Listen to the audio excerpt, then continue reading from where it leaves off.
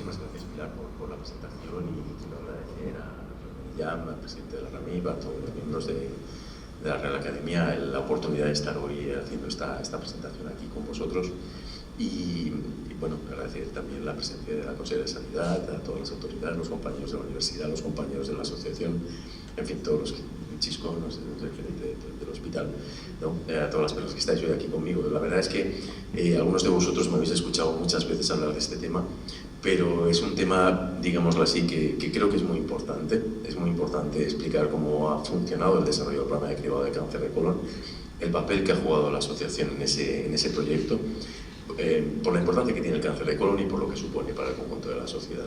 Sí quería empezar la presentación, pues, por supuesto, hablando de Javier Cortés, agradeciendo a la Real Academia el premio que concedió al doctor Cortés por toda la carrera profesional en este mismo año. De verdad que para nosotros es siempre una figura de referencia y es un honor que se le haya concedido este premio. Javier jugó un papel importantísimo en el desarrollo del programa de cribado de cáncer de cervix y en el inicio aquí en Baleares, y ha sido un referente internacional en ese ámbito. También quería recordar al doctor Toni Obrador, que fue mi director de tesis, mi jefe de servicio, mi mentor, ¿no? Y siempre he pensado que muchas de las cosas que yo luego he acabado haciendo, esto lo he hablado muchas veces con Pilar, eran pequeñas ideas que él me dejó en la cabeza, ¿no? En su momento, ¿no? Y que luego fueron germinando y se convirtieron en proyectos, ¿no? A veces proyectos que a lo mejor pensó y no tenía en aquel momento la capacidad técnica para desarrollar. Y muchas de esas ideas, las que ha comentado Pilar, ¿no? Esa interrelación de la genómica con la clínica, ¿no? Y el desarrollo de los programas de cribado, en gran medida tienen relación con él, ¿no? ¿Por qué es importante el cáncer de colon? Si hablamos de números globales del cáncer, el año pasado se diagnosticaron 295.000 casos de cáncer en España, pero si hablamos del cáncer de colon, resulta que se diagnosticaron 42.000 nuevos casos en un solo año en España. Estamos hablando de que más o menos pues, se diagnostica el equivalente a toda la población de la ciudad de Inca en un año, para hacernos una idea.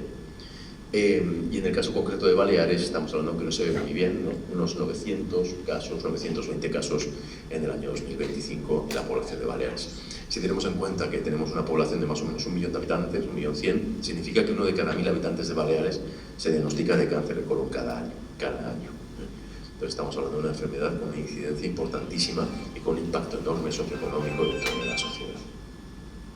Es una enfermedad básicamente de países desarrollados, entre comillas, si aceptamos ese término, es decir, de países occidentales y de hábitos de vida occidentales, Europa Occidental, Estados Unidos y Canadá, Uruguay, Argentina, Australia, Nueva Zelanda, Japón, es decir, los países con hábitos de vida más parecidos a los nuestros. Es un paradigma, además, de lo que llamamos un cáncer, en el que el diagnóstico precoz juega un papel fundamental. Es decir, cuanto más precoz es el diagnóstico, es decir, cuanto más precoz es el estadiaje en el momento del diagnóstico, mejor supervivencia tiene el paciente. Eso para con prácticamente la totalidad de los cánceres, pero en el caso concreto del cáncer de colon es un ejemplo paradigmático de este efecto, ¿no? De manera que cuando diagnosticamos la enfermedad ya con afectación a distancia, la supervivencia a los 5 años es inferior al 10%, mientras que si lo hacemos en estadiajes iniciales podemos hablar de supervivencias de hasta el 90% a los 5 años. Es un cáncer además que tiene otra peculiaridad, es que la incidencia se incrementa claramente a partir de los 50 años. Antes de los 50 años es una enfermedad poco frecuente, a partir de los 50 años es cuando se incrementa claramente la incidencia. Aunque en los últimos años hemos tenido aumentos en la incidencia por debajo de los 50 años, no llegan a ser todavía lo suficientemente significativos como para mover los plazos de realización de los programas de cribado, aunque sí que es un dato que vamos vigilando, pues un poco como consecuencia del hecho de que probablemente ese aumento de incidencia en gente joven tenga relación con cambios en los hábitos de vida y en los hábitos nutricionales de la población. Esta gráfica me encanta ponerla por una cosa, y es porque cuando hacemos explicaciones a la población general, hay un concepto que la gente tiene muy equivocado, y es, bueno, si en mi familia no ha habido antecedentes de cáncer de colon, yo no voy a tener cáncer de colon. Pues no puede haber afirmación más falsa, ¿no? Es decir, del total de casos de cáncer de colon, el 75% se corresponden con lo que llamamos cáncer de colon esporádico. Es decir, personas que tienen un cáncer de colon sin ningún caso de cáncer de colon en su familia. O sea, 3 de cada 4. Por lo tanto, este concepto que la población general tiene muy interiorizado, si no ha habido casos en mi familia yo no lo voy a tener, hay que combatirlo claramente en los mensajes que transmitimos a la población porque es absolutamente falso. Un 20% se corresponde con el cáncer familiar y luego tenemos más o menos un 5 o 6% que corresponden con variantes de base hereditaria como la poliposis adenomatosa familiar, el síndrome de Lynch. Y esta diapositiva también me encanta ponerla para explicar a la población el hecho de lo que supone la secuencia adenoma-carcinoma. Es decir, un paciente, una persona no se va a dormir un día con un colon sano y se despierta al día siguiente con un cáncer de colon, sino que pasa por el medio, por el desarrollo de lesiones benignas, que son los adenomas o los pólipos de colon. Cada uno de esos saltos implica la acumulación de una serie de variantes genéticas o de mutaciones. Y este proceso dura de promedio 10 años. Y este proceso es además asintomático, no hay síntomas generalmente. Entonces tenemos un periodo de tiempo de 10 años para ser capaces de encontrar el adenoma o el pólipo entre las fases iniciales de su desarrollo antes de que se convierta en un cáncer. En realidad, cada vez que encontramos un cáncer, es una sensación de pérdida, porque he tenido 10 años para ser capaz de hacer una endoscopia a este paciente y no fui capaz, ¿no? Entonces, no hemos sido capaces de detectarlo a tiempo para prevenir que tenga esta enfermedad. Y esta la pongo siempre para explicárselo a la población, ¿no? Un poco el archienemigo nuestro, que es el pólipo de colon. Entonces, sí, aquí me pareció interesante esta diapositiva cuando nos viajar en el tiempo, hasta el año 2012, atrás, que parece mucho tiempo atrás, pero son solo 13 años, ¿no? Entonces, 13 años atrás, ¿qué situación teníamos? Teníamos una situación en la que no había ningún tipo de cribado de cáncer de colon en Baleares, en la que yo me fui paseando por diferentes juntas provinciales, por juntas locales de la asociación en la isla. Me recorrí la isla de norte a sur explicando lo importante que era el cribado de cáncer de colon, los beneficios que nos podía dar, ¿no? Entonces, pero todo el mundo pregunta, bueno, ¿y esto cuándo va a ser? No lo sabemos, pero en algún momento será, ¿no? Es decir, fue una especie de explicación a la población general. Pero ya en aquella época había cribados de cáncer de colon funcionando en muchísimos países europeos. Se hacían reuniones dentro del contexto de la Sociedad Europea de Gastroenterología en diferentes puntos de Europa para reunir a los expertos de cada país. Y ya había programas de cribado funcionando en muchísimos países europeos. Esta diapositiva no se ve muy bien, está como un poco quemada, pero luego os la puedo enseñar con más detalle, pero que muestra cómo en la mayoría de países de Europa en aquel momento ya había algún tipo de programa de cribado. Y en España el desarrollo del cribado de colon fue muy lento y muy paulatino. La primera comunidad que empezó algo parecido a un cribado fue Cataluña en el año 2000, con un pilotaje que se hizo en el hospital de Bellvitge, que fue tremendamente, discutido, porque se hizo con la Sagrada Familia Antigua y porque era el primero que se hacía en España, uno de los primeros que se hizo en Europa, y hubo mucha polémica alrededor de aquel programa. O sea, la edición no fue, digámoslo así, exento de polémica, ¿eh? Es decir, y después poquito a poco se fueron sumando otras comunidades. En el 2005 y el 2006 Valencia y Murcia, en el 2009 empezó Euskadi y paulatinamente Castilla-La Mancha, La Rioja, etcétera, etcétera. Baleares se incorporó conjuntamente con Castilla-La Mancha en el año 2015 como programa poblacional. Esto lo veremos después. Si nos vamos al 2012, que es el momento en el que estamos hablando, solo un 17% de la población española recibía algún tipo de cribado de cáncer de colon en el conjunto del país. O sea que el programa de cribado estaba en una fase absolutamente inicial. Y en aquel momento lo que existía era una entidad llamada la Alianza para la Prevención del Cáncer de Colon, que fue la entidad, conjuntamente con la asociación a través de la cual formaba parte la Asociación Española contra el Cáncer y la Asociación Española de Gastroenterología, y que impulsaba la aparición, el desarrollo de los cribados de cáncer en el conjunto del país.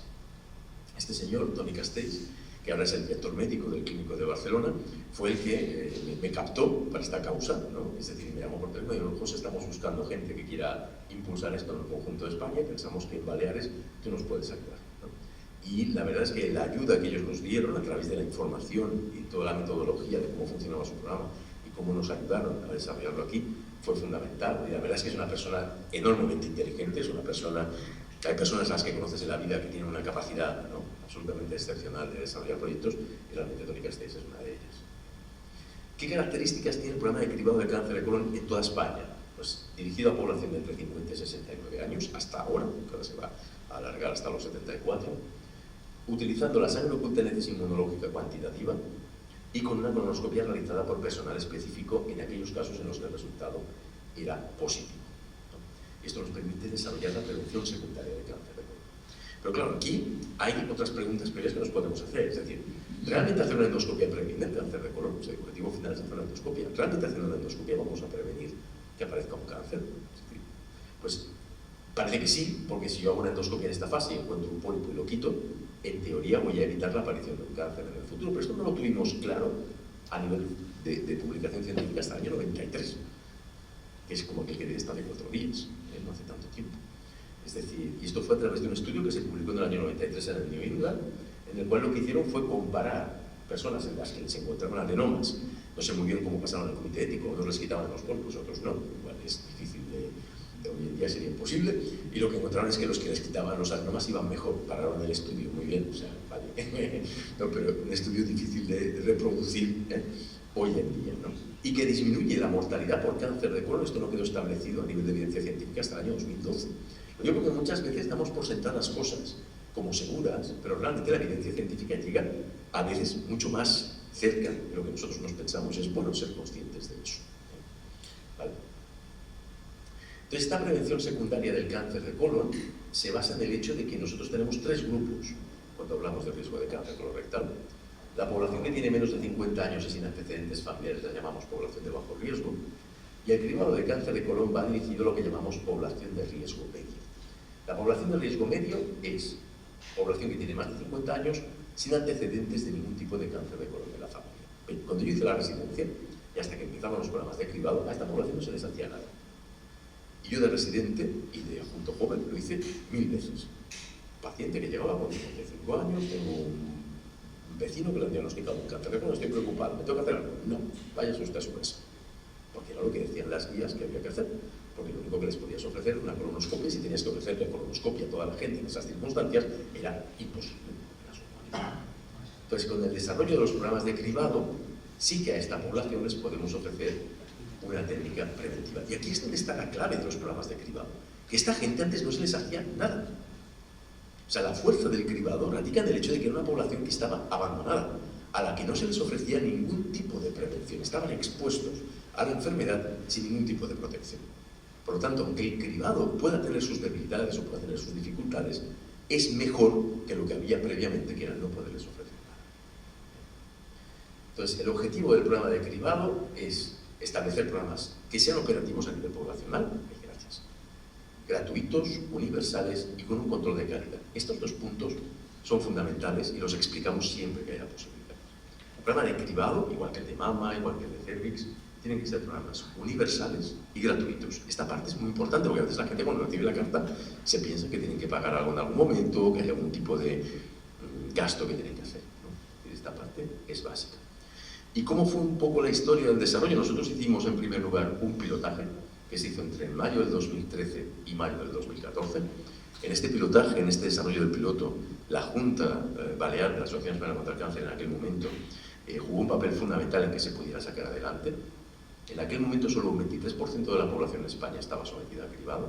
No había cribado organizado de cáncer de colon en Baleares de ningún tipo, y se hizo esta propuesta de un pilotaje para inicio en Muro con el soporte de la asociación en aquel momento. Y en aquel momento era, no sé si era ya jefe de servicio o no en el hospital, pero a lo mejor ni eso todavía. Es decir, que mi papel en la asociación era de colaborar con la asociación, pero no formaba parte para nada ni de la Junta ni del comité científico de la asociación. Este cartel, que es el que hicimos para explicarle a la población, lo hice yo en mi casa, con un PowerPoint, coloqué los logos y lo preparé. Lo digo porque, para que os hagáis la idea de que en aquel momento aquel pilotaje tuvo una parte importantísima de voluntarismo para sacarlo adelante. Con los criterios que hemos hablado, población de 50 a 69 años de riesgo medio, y lo hicimos en Muro en Mallorca, Ferrerías en Menorca y Sant Antoni de Portmany en Ibiza. Se hizo en las tres islas porque fue una condición que nos pusieron. Si esto hay que hacerlo en las tres islas el pilotaje. No se puede hacer en una isla que las otras dos no. Y con esta condición lo tuvimos que cumplir para poderlo hacer. ¿Vale? Y tuvimos que desarrollarlo como un proyecto de investigación. Y esto creo que también está bien recordarlo. Arturo Arenas lo sabe bien, porque Arturo en aquella época de coordinador del Centro de Salud de Muro, y recuerdo muy bien el día que fui a explicarle lo que íbamos a hacer y que si ellos se querían apuntar, ¿no?, a esta aventura. Y por decir una manera lo tuvimos que hacer como un proyecto de investigación porque también aquí en Baleares generaba controversia. No todo el mundo lo veía bien y no todo el mundo veía bien la posibilidad, que he visto en perspectiva, también lo comprendo, de que una persona que estuviese participando en este proyecto pudiera tener un problema en una endoscopia sin tener una lesión en el colon y que esto pudiera tener una repercusión sobre la salud de esta persona. Entonces se tuvo que plantear ese piloto como un proyecto de investigación, de manera que pasamos el clínico autonómico y todas las personas que participaron tuvieron que firmar un consentimiento informado, no para hacerse la endoscopia, sino para entrar en el proyecto, y después un segundo consentimiento para hacerse la endoscopia. Y un trabajo coral. Esta es la foto de cuando hicimos la presentación de este pilotaje, ¿vale? Teresa Martorell, que era en aquella época la presidenta de la asociación, Javier Costés, ya lo veis aquí, que era el presidente del comité científico de la asociación, y Martí Sansaloni, que era en aquella época el consejero de Sanidad, y los compañeros también del COFI, del Colegio de Farmacéuticos. Y el Centro de Salud de Muro pues, jugó un papel fundamental. A mí Muro me pareció un sitio perfecto por muchos motivos. El principal, porque los compañeros del Centro de Salud de Muro estaban interesadísimos en participar, y yo creo que esto es un ejemplo también paradigmático de cómo el papel de primaria es fundamental para cualquier proyecto que tenga impacto en la salud del conjunto de la población, pero también porque era un lugar en el que tú podías delimitar muy bien el proyecto. Es decir, tú decías, el proyecto es en Muro, no es en Sapobla, no es en Inca, no es... ¿no? Es decir, puedes delimitar muy bien el área geográfica de funcionamiento. Lo hicimos también en Ferrerías, en Menorca, básicamente porque así no lo hacíamos ni en Ciudadela ni en Mahón, es decir, lo hacíamos en un sitio intermedio entre las dos sitios. Los que conocéis Menorca sabéis de lo que estoy hablando, ¿vale? Y Sant Antoni de Portmany en Ibiza fue porque los centros de salud que tenían interés en Ibiza en participar era el de Sant Antoni de Portmany, y allí tuvimos la ayuda de la Asociación Ibiza y Formentera contra el Cáncer. ¿Y qué resultados tuvimos? Tuvimos una población total a invitar de 40.000 personas, que para ser un piloto era un pedazo de población, con una población diana de 8.500 personas de entre 50 y 69 años. Este es el tríptico que entregábamos conjuntamente con los consentimientos informados. Y este es el kit de sangre ocutaneces que utilizamos para hacer el programa de cribado. Los que no lo hayáis visto nunca, no estéis familiarizados, tiene un tamaño de un pendrive. Es muy fácil de utilizar porque lleva una solución dentro para mantener estable la muestra y un bastoncito para pinchar en la caca y cerrar.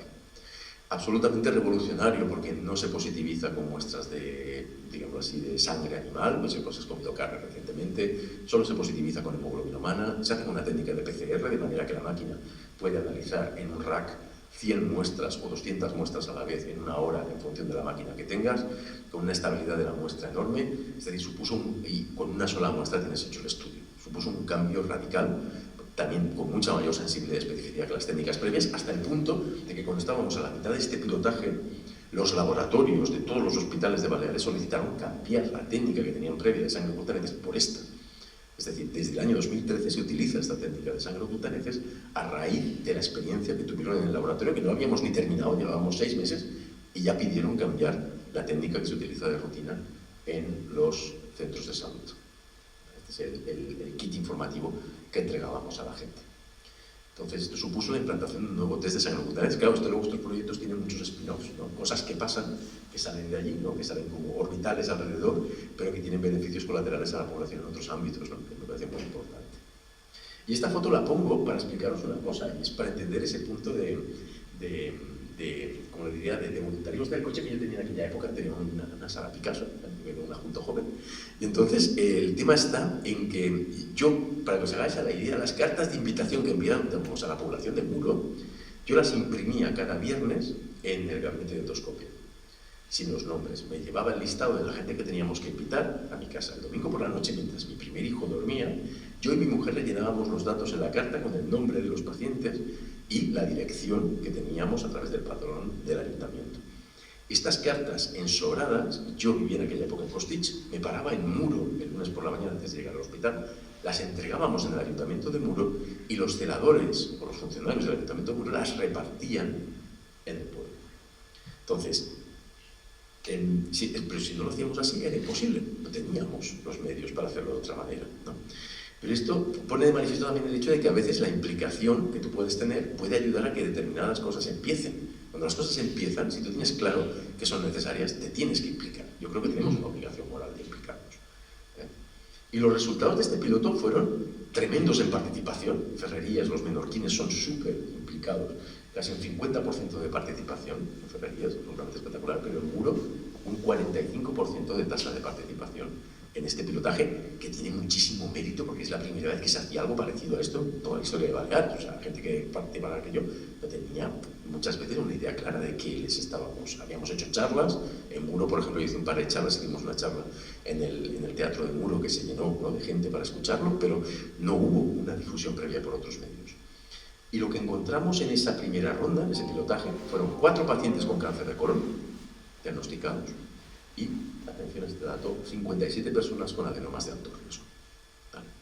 Puestos los resultados en gráfica, teníamos un 3% de endoscopias con cáncer y un 37% con pólipos de alto riesgo. ¿Vale? Que esto se va replicando todo el tiempo. Entonces, las conclusiones del piloto fue que este primer programa de cribado de cáncer colorectal que se había hecho en Baleares, diagnosticando 4 casos de cáncer y 57 personas con adenomas de alto riesgo, demostrando la utilidad de la sangre oculta en heces inmunológica cuantitativa como técnica de cribado. Adenoma de alto riesgo significa que son personas que tienen adenomas de más de 2 centímetros de diámetro, adenomas con displasia de alto grado o que tienen más de 5 adenomas repartidos a lo largo del colon. Estamos hablando, por tanto, por estadística, de personas que durante los siguientes 5 años tienen un riesgo de entre un 15 o un 20% de hacer un cáncer de colon. Cuando hablamos de programa de prevención de cáncer de colon, la prevención del cáncer de colon se la estamos haciendo a estos pacientes, a los que les encontramos adenomas de alto riesgo. Es decir, a nosotros les hacemos un diagnóstico precoz de cáncer de colon, pero la prevención de cáncer de colon se la estamos haciendo a los que les encontramos adenomas de alto riesgo porque estamos evitando la aparición de cáncer en el futuro. Entonces aquí se planteó la opción de la ampliación. Esto terminó más o menos en mayo-junio del 2014. Analizamos los datos durante el segundo semestre del 2014 y en enero del 2015 pues, se decidió que sí, que se extendía el programa y que se empezaba un programa poblacional, pero un programa poblacional que en aquel momento se restringió a 3 áreas, que eran las mismas que habíamos participado en el cribado. Es decir, el área del Hospital de Inca, ahí exactamente el área de Tramontana, el área del Hospital Mateu Orfila, es decir, la isla de Menorca, el área del Hospital de Cambises, que era Ibiza y Formentera.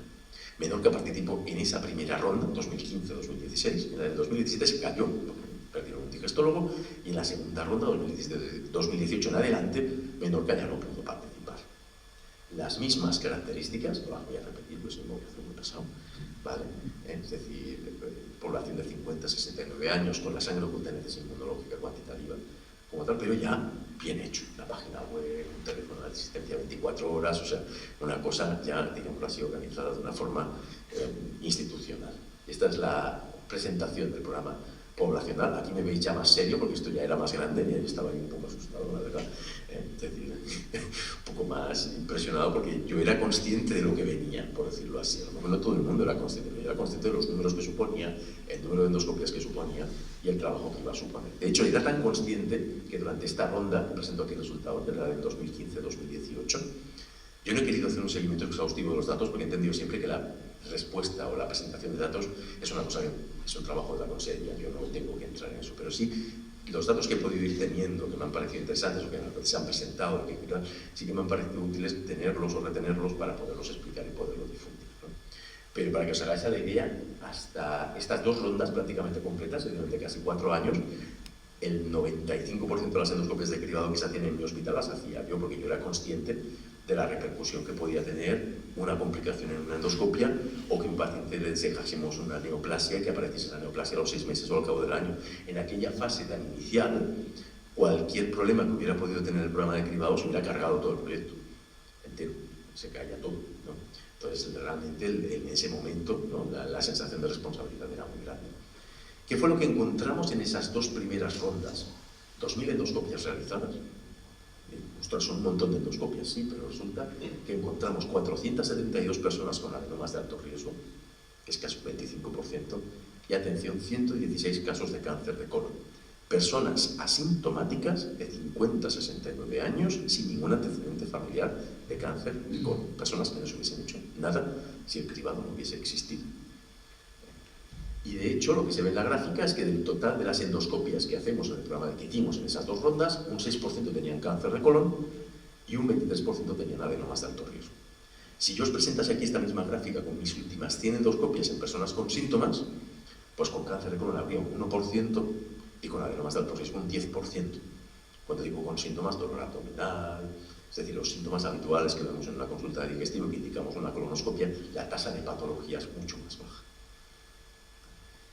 Pero esta me gusta todavía más.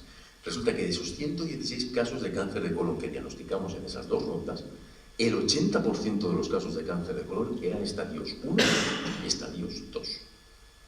Eso significa que son pacientes que se curaban o bien con un tratamiento endoscópico o bien con un tratamiento quirúrgico sin necesidad ni de quimioterapia, ni de radioterapia, ni de tratamientos invasivos. Y que solo un 20% tenía estadios 3 o estadios 4. Esta gráfica es radicalmente diferente de la que tenemos cuando presentamos pacientes con cáncer de colon diagnosticados por síntomas, en los que la mayoría tienen estadios 3 y 4 y el estadio 1 y 2 son minoritarios. Por lo tanto, claramente, a través del cribado estamos diagnosticando los cánceres en estadiajes mucho más favorables para el futuro del paciente.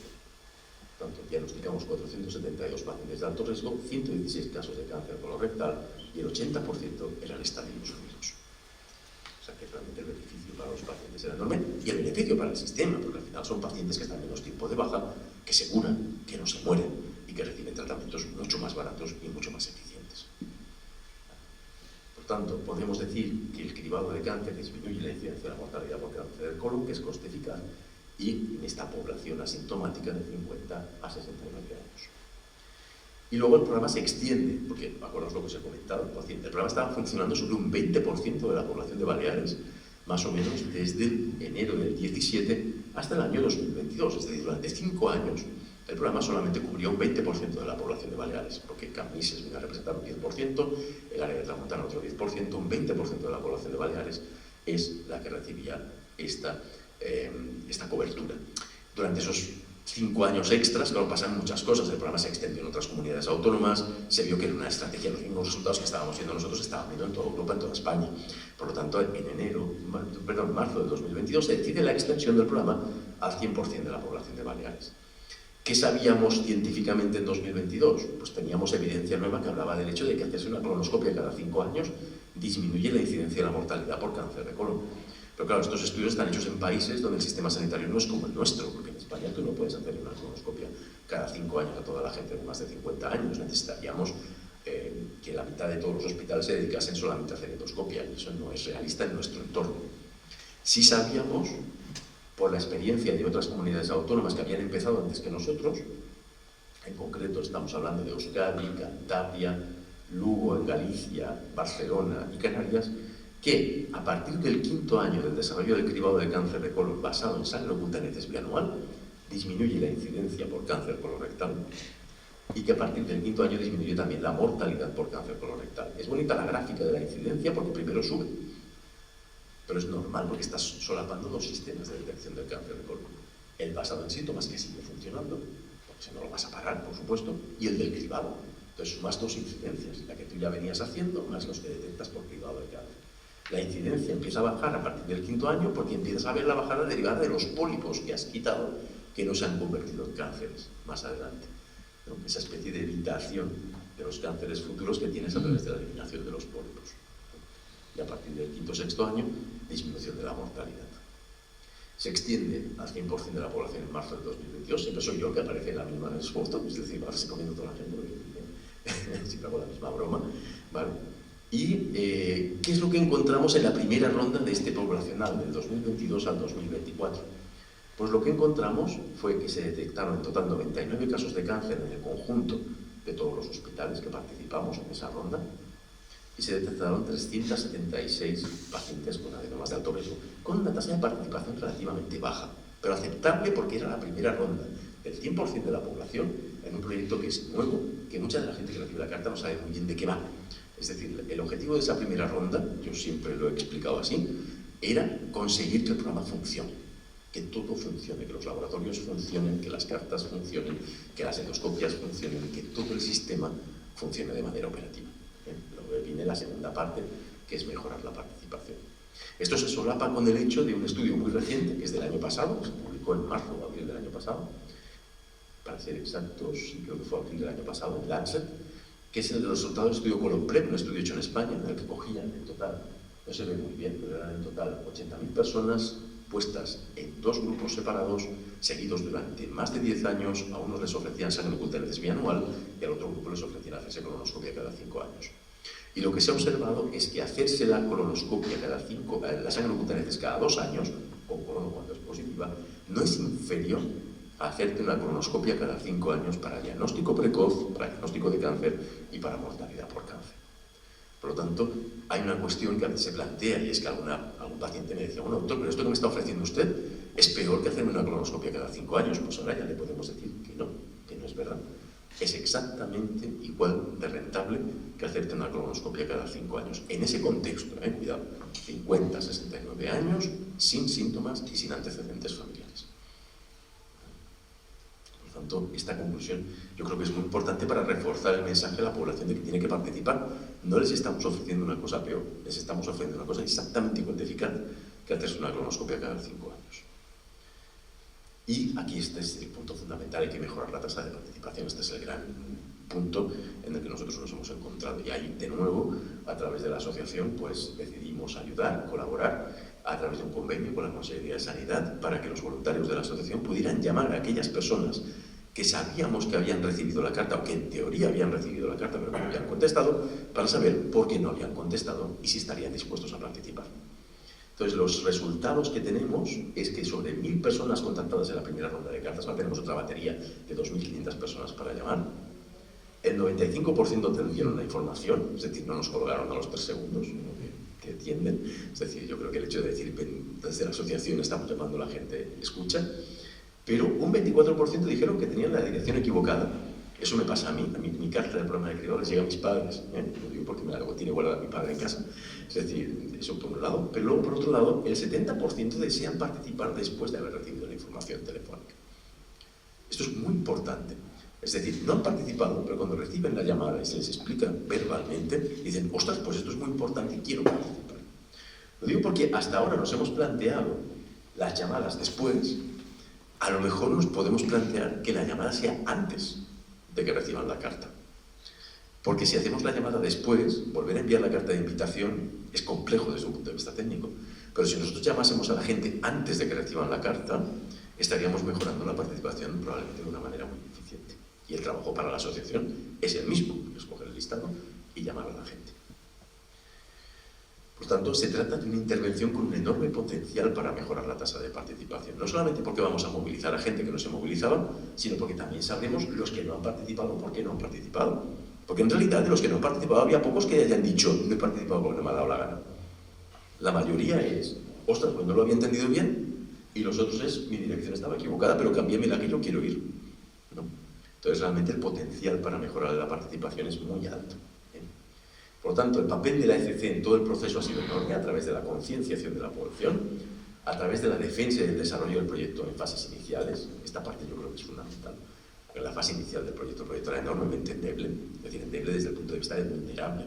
Es decir, cualquier cosa que hubiera pasado, cualquier problema que hubiera habido, nos hubiera convertido, hubiera tumbado el proyecto en cualquier momento. Tuvimos, desde ese punto de vista, mucha suerte y el apoyo de la asociación fue fundamental. Participando en la divulgación entre la población para facilitar la participación y el soporte con voluntariado para mejorar la participación. Aquí el papel del voluntariado, otra vez, como siempre, una herramienta básica del funcionamiento de la asociación. Es decir, muchísimas de las cosas que la asociación hace sin los voluntarios no serían posibles, ¿no? A mí me gusta siempre recordar en ese aspecto que yo mismo también soy un voluntario. Es decir, los miembros de la Junta Directiva de la asociación somos voluntariado también, y esto pues es muy positivo. ¿Qué precisamos? Datos actualizados para cada área sanitaria, porque eso nos ayudaría mucho a estimular a la gente a participar, a los que ya participan bien para decirles participáis bien, pero mejorar, y a los que van un poco más flojos, pues poder saber dónde actuar con más intensidad. Las tasas de participación son muy importantes. La tasa de detección de lesiones también, para saber qué hospitales, si todos lo hacen bien, van a regular, cuál puede mejorar, cuál no. Esto es muy importante. Y dotar de recursos al sistema, porque si mejoramos las tasas de participación va a haber más carga de trabajo y los hospitales tienen que estar preparados para poder asumir eso.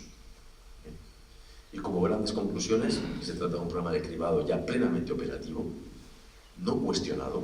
En las fases iniciales fue un programa cuestionado muchas veces, ahora ya nadie se cuestiona que el programa tenga que funcionar, que salva centenares de vidas en cada ronda y que es además reclamado por la población. No es un programa ya que tú tengas que ir a perseguir a la gente para participar, la gente quiere participar en el programa de cribado del cáncer de colon. Yo creo que ha mejorado mucho desde ese punto de vista la conciencia, ¿no? Entonces, como mensaje, esta foto me gusta mucho ponerla, ¿no? Es de Menorca, Cabo de Caballería, y es que a veces te puede parecer que las cosas están muy lejos, pero si trabajas lo suficiente y te esfuerzas, las cosas llegan. Esto es muy importante. Esto también me gusta mucho ponerla, porque ilustra mucho una frase, es si quieres ir rápido tienes que ir solo, si quieres llegar lejos tienes que ir acompañado, ¿no? Y este programa es un ejemplo paradigmático de eso. Es un programa que para funcionar ha necesitado o necesita. Y yo creo que desde ese punto de vista el hecho de que se desarrollase desde el Hospital de Inca fue una ventaja. Necesitas atención primaria, necesitas a las farmacias, necesitas a la salud pública, necesitas a la Consejería de Sanidad, necesitas a las asociaciones de pacientes, No es un programa, necesitas a los patólogos, necesitas a los laboratorios, o sea, y todo el mundo está en igualdad de condiciones, todos son igual de importantes para que el programa pueda funcionar. Entonces, esa capacidad de trabajar en grupo yo creo que es muy importante, ¿no? Luego el espíritu del voluntariado, ¿no? El espíritu de hacer las cosas cuando hacen falta, de la manera que tú te veas capaz, a mí me ha parecido también muy importante, ¿vale? Y me gusta explicarlo, porque yo creo que vale la pena. Y que es un espíritu aplicable a otros proyectos, lo hemos visto con el Cassandra, ¿no? El cribado de cáncer de pulmón, con el registro de cáncer de vesillas, el eventual cribado de cáncer de próstata un día, que lo podemos intentar, ¿vale? O el desarrollo de los Comprehensive Cancer Centers, que es otra cosa que se puede plantear en algún momento. Y como referentes, y si hablamos de referentes, yo aquí, es decir, quiero corresponder un poco a Pilar, ¿vale? Porque, bueno, es decir, son muchos años de trabajar juntos, ¿no entiendes? Y siempre tenemos un concepto, ¿no? Es decir, el cáncer, ¿no? Es decir, ha jugado un papel muy importante, ¿no? En muchos ámbitos, ¿vale? Y siempre hay una historia, ¿no? Es decir, que no sé si te parece bien que la explique, ¿no, Pilar? Y es, yo estaba haciendo la tesis doctoral y mi director de tesis, que era Tony Obrador, murió. Bueno, vosotros lo sabéis de sobra, porque él era académico. Entonces, claro, me quedé sin director de tesis. Sin director de tesis tú no puedes presentar la tesis, ¿no? Es decir, puedes tener toda la tesis acabada, pero sin director de tesis no puedes, ¿no? Entonces fui a ver a Pilar y dije, mira, Pilar, me ha pasado esto, ¿no? Y no te preocupes, José, que nosotros esto lo vamos a arreglar, ¿no? Y lo pudimos arreglar para poderla defender. El cáncer nos unió 2 veces, porque nos volvió a unir una segunda vez, a raíz de la enfermedad de Paco García Palmer. Y allí es cuando iniciamos una relación más desde el punto de vista de la investigación, ¿no? Etcétera. Y yo creo que el espíritu que representa Pilar, ¿vale? Y no me alargo más, ¿no? Pero el espíritu que representa Pilar de trabajo, de esfuerzo, de constancia, de honestidad, yo creo que ha jugado un papel muy importante en las cosas que yo, pues, ya he sido siempre referente en muchas de las cosas que yo he hecho, y la verdad es que estoy muy agradecido por todo lo que nos ha ayudado siempre. Quiero dar las gracias a todos, quiero dar las gracias a todas las entidades que han ayudado a que el proyecto pueda salir adelante. Quiero dar unas gracias muy grandes al hospital, porque el hospital ha jugado un papel fundamental. Estoy convencido que es un proyecto que fuera del hospital de Inca hubiera sido más difícil que hubiera salido adelante. Es un hospital que, al ser pequeño, tú podías convencer a la gente muy cara a cara de las cosas. Cuando alguien tiene una duda, te podía venir a preguntar y tú le explicabas. Entonces tú puedes ir convenciendo a la gente de una en una. Esa presencialidad, ese contacto personal, yo creo que juega un papel muy importante con un proyecto tan nuevo. Y, por supuesto, ¿no? Agradecer todo el trabajo que en aquel momento hizo la Junta, con el momento de la asociación, que hizo después la Junta cuando el presidente fue Javier, y de ahí en parte mi relación con la asociación actual, viene de ahí, ¿no? Esa deuda un poco con la asociación para poder sacar un proyecto tan importante para la población de Baleares.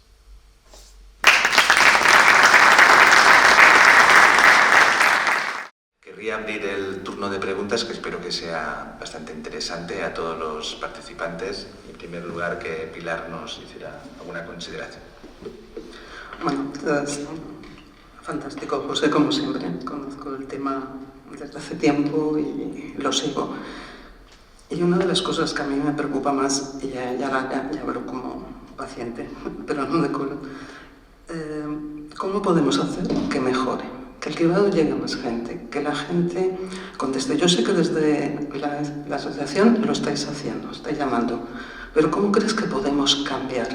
Que la gente lo sepa. Aparte de divulgar, que lo podemos seguir haciendo, ¿cómo tú mejorarías? ¿Qué buscarías para que cambiara? Yo creo que una de las claves es dar información a la población. Es decir, que un poco, entre comillas, hay que bombardearlos por tierra, mar y aire, ¿no? Con la información en todos los recursos que seamos capaces. Televisión, radio, periódicos, tal, una vez, otra vez, otra vez. Es un trabajo muy de hormiguita, pero de hacerlo continuamente. Y luego también a mí me gusta mucho el ejemplo de cómo funcionan en Euskadi. Que es verdad que ellos tienen una circunstancia distinta, tienen unos recursos económicos determinados, pero tienen un funcionamiento muy especial, y es el hecho de que van analizando en tiempo real la participación de cada área.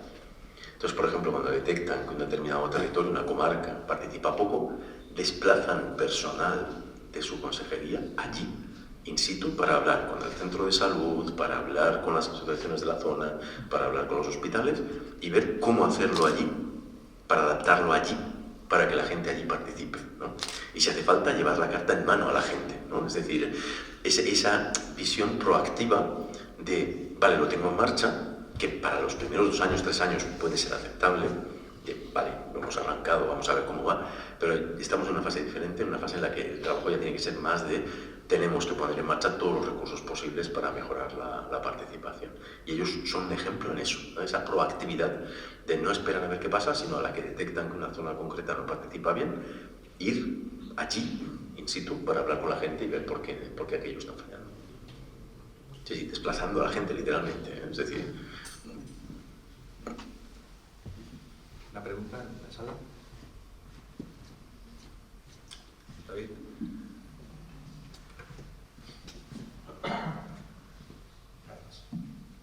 Doctor Reyes, me ha encantado, he aprendido mucho, tanto de la ciencia como del espíritu del voluntariado y aprender de su Citroën y las cartas. Quería preguntarle un tema delicado, la sobrasada. Desde el punto de vista de la epidemiología, la OMS y la IARC dicen que la carne roja es grupo 2, pero la carne procesada es grupo 1, es carcinógeno en altas cantidades. ¿Tiene opinión o evidencia respecto al cáncer de colon y sobrasada? Gracias. Bueno, la evidencia está clara, es la que has comentado, forma parte de los productos procesados, de carne procesada, y por lo tanto el impacto es el que es. Pero aquí hay que tener en cuenta una cosa, que el problema no es el producto en sí, es la cantidad. Es decir, yo aquí pongo siempre la misma reflexión. Hay que pensar que una familia, en caso de Mallorca, pero también del resto de España, ¿no? Es decir, una familia entera, con todos los hijos que eran en aquella época, vivían un año entero con los productos cárnicos derivados de un solo cerdo que se mataba al año. Esto hace una idea del hecho de que los productos ultraprocesados, los procesados de carne procesada, perdón, se consumían en pequeñas cantidades, porque se repartían a lo largo de un año entero. Entonces el problema, por decirlo de manera, no es tal vez en sí el producto, el problema es que lo consumimos en cantidades equivocadas. Esta es la clave del tema hoy en día. Entonces hay que ir a una dieta más parecida a lo que ha sido siempre la dieta mediterránea. Una dieta rica en frutas, verduras, legumbres, hortalizas, productos de temporada, verduras de temporada, fruta de temporada y algo, ocasionalmente, de carne, de embutido, ¿no? Pero muy puntualmente y de una manera ocasional, 1 o 2 veces por semana, como mucho, ¿no? Ese es el paradigma de la dieta que hacían nuestros abuelos, que sin quererlo, por cierto, que ellos lo hacían más por necesidad que por convicción, ¿vale? Es la dieta que les protegía del cáncer de colon en aquella época.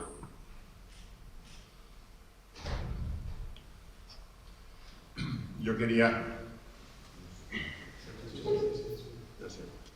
quería felicitarte, lo primero de todo, por esta magnífica exposición y por la iniciativa que tuviste hace ya muchos años. Y me ha llamado la atención que, si no he entendido mal, el proceso de cribado se termina a los 69 años. Y hay muchas personas, como más de 65, andan por los 11 millones, andamos por los 11 millones. Que supongo que el cáncer no respeta el que tengamos más de 70 años. ¿Se ha pensado extender el cribado a personas de más de 70 años? Sí, efectivamente. O sea, de hecho, el Ministerio de Sanidad ya lo aprobó, si no me equivoco, el año pasado. Y las comunidades autónomas están en la fase de adaptarlo porque se ha alargado hasta los 74 años. Lo que sucede es que esa extensión de la edad no la podemos aplicar de golpe, porque eso pondría una sobrecarga de la labor, ¿no?, de las unidades de endoscopia, difícil de asumir en el corto plazo. Entonces lo que se hará es paulatinamente ir incluyendo esa población de manera que en un periodo de tiempo razonable todas las cartas de invitación lleguen hasta los 74 años. También inicialmente se estableció hasta los 69, porque si tú entras en el cribado con 50 y sales con 69, te has hecho la sangre oculta en heces 10 veces, y si te la has hecho todas las veces y las 10 veces ha sido negativa, es verdad que no hay ningún sistema de cribado que sea infalible, esto hay que tenerlo en cuenta, pero es razonable pensar que una protección razonable tienes en ese momento, ¿no?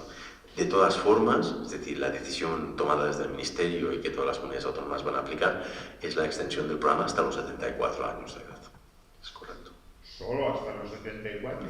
Solo hasta los 74, pero es porque, a ver, yo como jefe de digestivo me lo podéis extender hasta la edad que queráis. Ahora a mí me tendrán que dar los digestólogos para poderlo hacer, las salas de endoscopia para poder hacerlo. O sea, aquí la clave está por un lado, en los recursos que los tienes que tener, porque lo que no tiene sentido es hacer brindis al sol.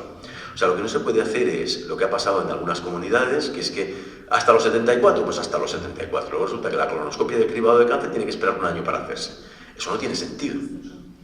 Si tú lo extiendes hasta los 74, tienes que estar seguro de que tienes los recursos suficientes para que esa endoscopia se haga en el tiempo que toca a esas personas. Si no, no lo extiendas. Porque estás cayendo en una falacia. Le estás diciendo a la gente que te haga un cribado, la persona se hace la sangre oculta en heces y luego tardas un año, como ha pasado en alguna comunidad autónoma, o un año y pico en hacerle la colonoscopia. Eso no es asumible, ¿no? Entonces, si se extiende, tiene que ser dando los recursos suficientes para hacerlo. Y luego, por otro lado, digámoslo así, atendiendo, digamos, por decirlo de alguna forma, al coste-eficacia que tú consigues con esa extensión, ¿no? Por decirlo así.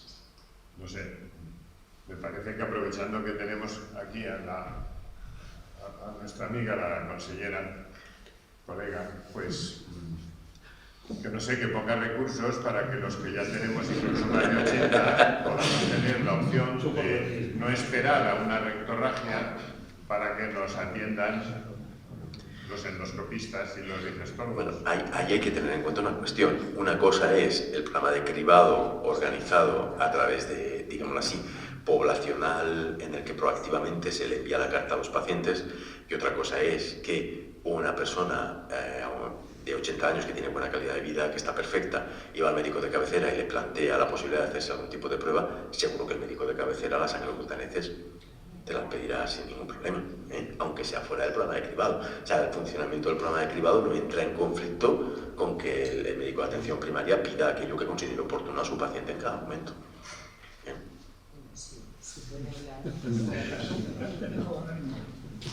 Solamente una pregunta muy rápida. Te doy la enhorabuena y le doy las gracias al doctor Reina que propició que se pudiera hacer esta conferencia tan pronto.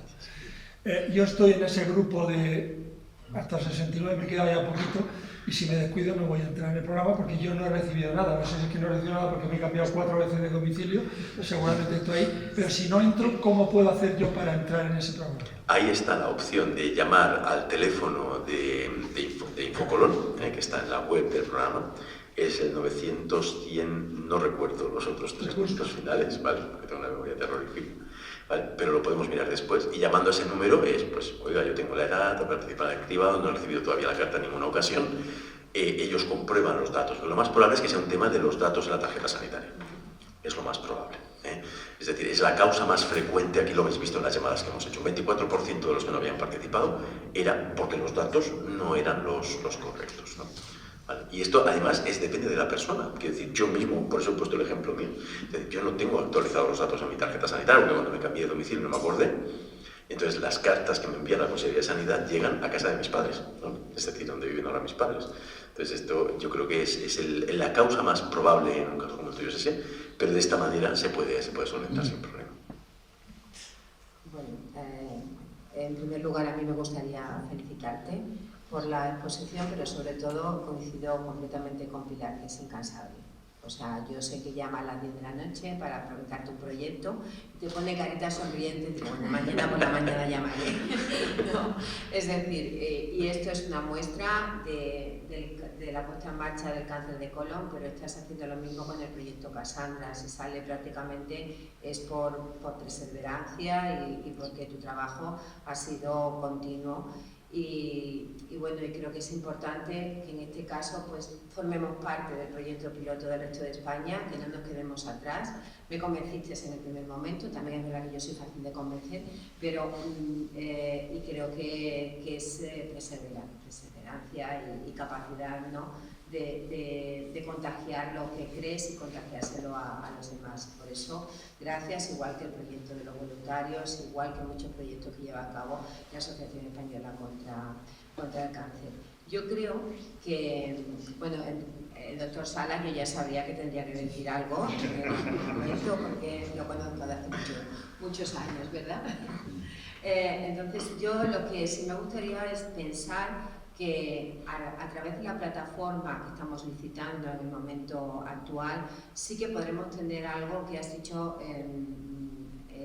que lleva Osakidecha, y es que nosotros, por ejemplo, ahora mismo, la verdad es que los datos, sabes que son datos que hay que bucear prácticamente dentro de la base para tener unos datos de mínima calidad, ¿no? En cambio, la vacunación, pues este año la hemos tenido así. Hemos sabido cuántos han ido vacunando por sector, incluso hemos ido picando a los diferentes centros de salud para poder decir que te quedas a la cola porque fulanito te está ganando en cobertura, ¿no? Entonces es un elemento que yo creo que sí, que en un futuro próximo se podrá hacer. Y en cuanto a mi pregunta en el cáncer de colon rectal, o sea, en el cribado de cáncer de colon rectal, a mí, yo no sé si ganaríamos. Hay dos problemas que veo, y he visto por aquí a Tony Real y algunos enlaces. En primer lugar es que no estén todas las farmacias, porque yo he recibido la carta, pero me ha costado trabajo encontrar una farmacia donde ir a recogerlo. Y otra opción es si podríamos valorar la posibilidad de que la sangre oculta en heces vaya en un sobre. Pero claro, eso sin ninguna explicación también es algo que es como muy delicado. Entonces me gustaría saber tu opinión al respecto, tanto en un sentido como en otro, ¿no? Hay comunidades que envían el kit de sangre oculta en heces con la carta. Euskadi y Navarra, si no me equivoco, lo hacen. Y Cataluña, creo que en algún territorio también. Cataluña lo tienen como un modelo muy híbrido, que lo van adaptando a cada territorio en función de cómo funciona. Ahí el problema que puedes tener, lo que se puede desarrollar es, claro, la farmacia hace un trabajo muy interesante, que es que le pregunta a la persona: ¿usted tiene antecedentes de cáncer de colon en la familia? Y hay algunos aquí. Cuando hablaba de los spin-offs, uno de los spin-offs más importantes del programa, spin-off, no sé si es la palabra más apropiada, pero bueno, para entendernos, ¿no? Uno de los beneficios colaterales, ¿no? Vamos a decir una palabra más apropiada, es la mejora en el conocimiento de la población de la importancia de que tengas antecedentes familiares de cáncer de colon. Es decir, muchas de las personas llegaban allí y decían: me quiero participar. Muy bien, ¿usted tiene antecedentes familiares de cáncer? Sí, mi hermano tuvo un cáncer de colon con 50 años. Pues usted ya no se tiene que hacer esto. Usted tiene que ir al médico de cabecera, le tienen que mandar al digestólogo, usted tiene que hacer directamente una colonoscopia. No hace falta que se haga la sangre oculta, que salga lo que salga, usted se tiene que hacer una colonoscopia, ¿no? Y ese trabajo ahora mismo lo hacen las farmacias, ¿no? Ese trabajo de hacer ese primer cuestionario, muy sencillo, ¿eh? ¿Tiene usted una colonoscopia en los últimos 5 años? Sí, me hicieron hace 3 años. Vale, pues ya no se tiene que hacer esto. ¿Tiene antecedentes familiares? Sí, pues tampoco, ¿no? Es decir, y es un trabajo difícil de cuantificar, porque ellos lo hacen antes de darle el kit a la persona. Probablemente con esa plataforma podríamos saber mejor cuánta gente realmente están eliminando ahí.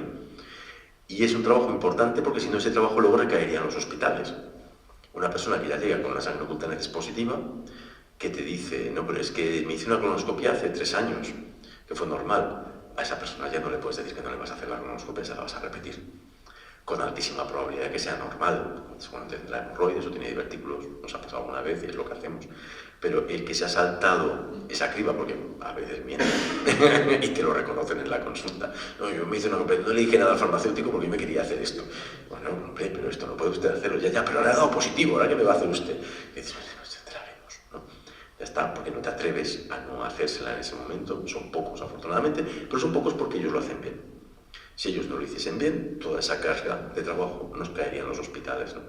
Entonces, se podría hacer concienciando muy bien a la gente de la importancia de que cumplan bien esos requisitos, que no se hagan las sangre oculta en heces si tienen alguna de esas circunstancias de exclusión, que sean muy estrictos en eso, ¿no? Y dejándoles muy claro que si luego no lo han cumplido, no se les va a hacer la colonoscopia bajo ningún concepto, bajo decisión del programa, no del médico que luego le ve, ¿no? Por decirlo así, ¿sabes? Entonces, esta es un poco la clave. En la fase inicial se decidió, yo creo, hacerlo más bien de esta forma para llevarlo todo como más controlado, ¿no? Como un arranque, llevarlo todo como muy cogido, ¿no? Muy cogido para que nada se estropease, ¿no? Tal vez ahora que ya llevamos más tiempo se puede soltar un poco más la rienda y dejarlo correr y ver qué tal funciona, ¿no? Pero en la fase inicial se intentó que todas las tuercas estuviesen muy prietas, ¿no? Por decirlo así, para evitar problemas de cosas que pudieran ser disfuncionales.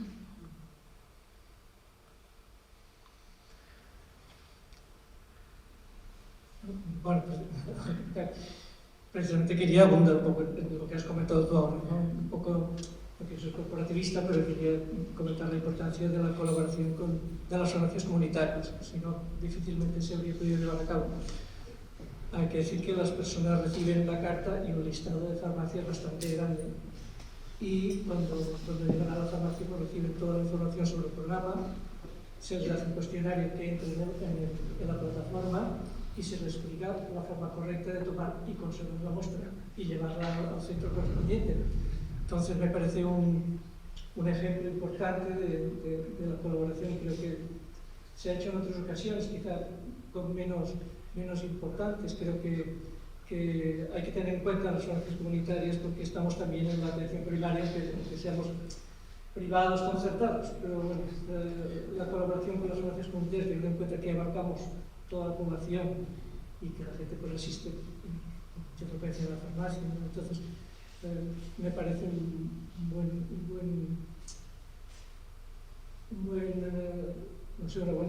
ejemplo, ¿no?, de colaboración de las farmacias comunitarias con la atención primaria, con el servicio de salud, para pues, un ejemplo como este. Y quería poner un poco en valor también el trabajo que se hace desde las farmacias comunitarias, no porque sea farmacéutico, sino porque me parece que es lo justo. Bueno, yo lo destaco siempre, o sea, no hay charla, compañeros de farmacia o no, compañeros del COFIP o no, en la que no lo nombre. O sea, porque fue un elemento, yo creo, fundamental para arrancar. Es decir, porque en aquel momento también hubo el debate de el kit se tiene que entregar en la farmacia o se tiene que entregar en el centro de salud, ¿no? Y había una corriente de personas que opinaban que tenía que ser en el centro de salud, donde se tenía que entregar el kit, ¿vale? En Cataluña se hacía entregando el kit en las farmacias, y yo veía muy claro que en la situación en que están las agendas de atención primaria, que la persona tenga que pedir la cita en primaria para que le den el kit en primaria, era una carga de trabajo extra para los centros de salud. Y además la farmacia tiene una ventaja, y es la disponibilidad horaria. Está abierta por la mañana, está abierta por la tarde, está abierta los fines de semana. O sea, un nivel de proximidad, un nivel de diversificación horaria que facilita el hecho de que se pueda, ¿no?, entregar el kit de una manera eficiente. Y efectivamente me parece un ejemplo espectacular de cómo la farmacia comunitaria puede ayudar al desarrollo de proyectos de salud dentro del conjunto de la población. Me parece absolutamente impresionante, sí. Yo he vuelto a coger el micro porque quería dejar bien claro que el papel de la farmacia comunitaria yo lo tengo clarísimo y lo defiendo en todos los lugares donde voy, porque me parece que es fundamental. Hoy justamente en el Parlamento también he dado las gracias a todas las farmacias y a cada una de las, o sea, al Colegio Oficial de Farmacéuticos, y también a cada una de las farmacias, porque son las que más cercanía tienen, Mi pregunta no iba tanto por el trabajo que se hacía en las farmacias, que sí que lo sabía, sino por hacer alternativas de otra área también, que pudieran utilizarse las dos. Se puede plantear a lo mejor, por ejemplo, en áreas donde la tasa de participación sea más baja, por ejemplo, ¿no? Es decir, se puede plantear en aquellas situaciones puntuales, por ejemplo, en una comarca concreta donde veas que hay muy baja tasa de participación. La persona que me lo ha traído a la Consellería a pedirlo son habitualmente personas de Ibiza, donde están por diferentes territorios, y decían que era como 2 pasadas y tal, y ha sido una de las asociaciones de Ibiza las que lo han puesto encima de la mesa. Pero yo creo que ahí, es decir, en el caso concreto de Ibiza, es decir, sin yo estar ahora, digámoslo así, sin querer yo valorar ni entrar en nada del trabajo que hace Salud Pública, pero tal vez Ibiza sería un sitio donde se podría plantear la posibilidad de pilotar, por ejemplo, que la invitación llegase, por ejemplo, con un SMS o con un WhatsApp, ¿no? Es decir, tal vez yo creo que es más limitante ahora mismo el hecho de que te llegue la invitación por carta que el hecho de la recogida en la farmacia.